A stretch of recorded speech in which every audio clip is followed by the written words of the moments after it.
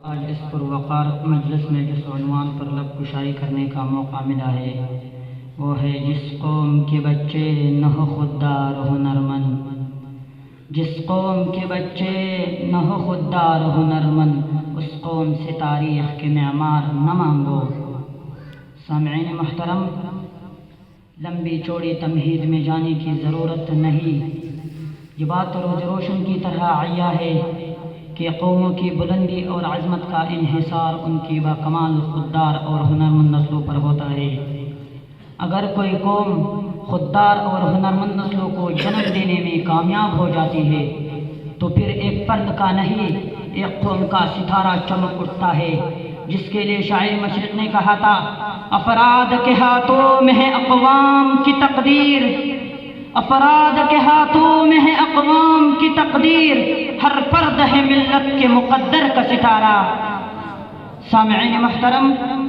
اس حقیقت کو سمجھنے کے لیے ہمیں 1400 سال پیچھے میدانی بدر میں جانا پڑے گا، جہاں نبوت کے مدرسے سے خودی اور کمال سیکھنے والے دو ننھے طالب علموں نے کفر کے سرخیل کو پیوندی زمین کرتے ہوئے ہمیشہ کے لیے صدا بلند کر دیا کہ خودی اور کمال عظمت اور بلندی کا نشان ہے، تاریخ بنانے کی علامت ہے، مٹانے کی نہیں۔ لمحہ بھر کے لیے تاریخ کی اوراق پلٹنے ہوں گے، سرزمین بری صغیر کو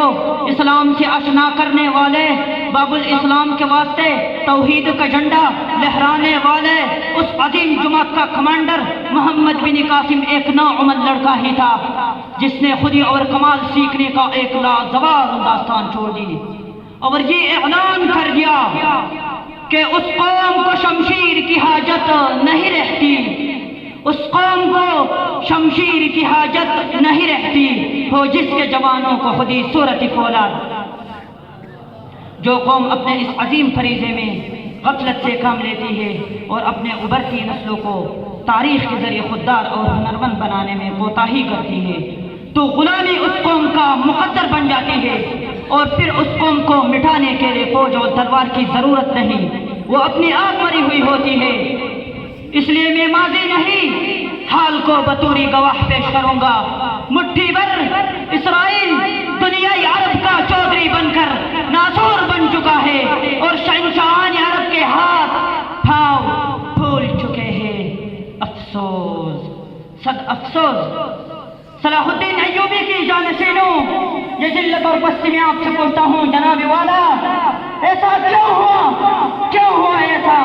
میں بتاتا ہوں، انہوں نے اسلامی وسائل پر کام کرتے ہوئے اپنے نئی نسلوں کو ہماجت تیار کر دیا اور سرمایہ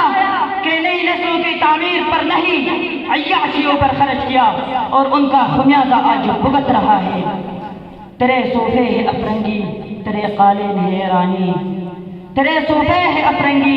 تیرے قالین ہے ایرانی، لہو مجھ کو رلاتی ہے جوانوں کی تن آسانی۔ اس حقیقت کو سمجھنے کے لیے،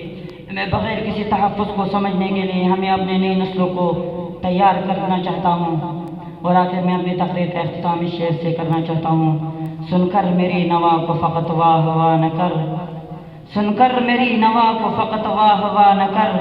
کچھ شوق نہیں ہے اپنا ہی ہے درد کا اثر، یہ وقت ابھرنے کا ہے مکتب کے دوستو، دنیا بدل رہی ہے اور ہم ہیں بے خبر، وما علینا الا البلاغ۔